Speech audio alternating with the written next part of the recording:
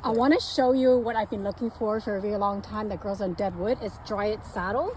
Look at this. It's actually a really mild tasting mushroom. Tastes like a little bit like watermelon, really crunchy, and they're beautiful when they're young and very tender. So these are perfect, delicious Dryad saddle mushrooms. So we're gonna just grab these and we're just gonna leave that so it grows year after year. So it'll come back in the same location.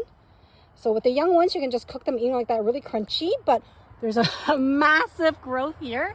And what you want to do with these, you want to take the outer edge of it.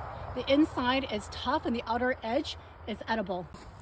So what we're going to do is we're just take the outer edge. You don't want to go too far in because it's going to get really tough. So you're going to glide your knife on the outer edge, get the nice tender part of this mushroom to eat.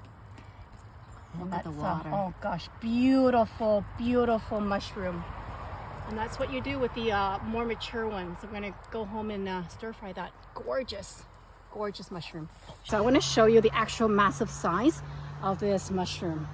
Look at that. It covers my face. So these are the Dryad saddles and they are massive.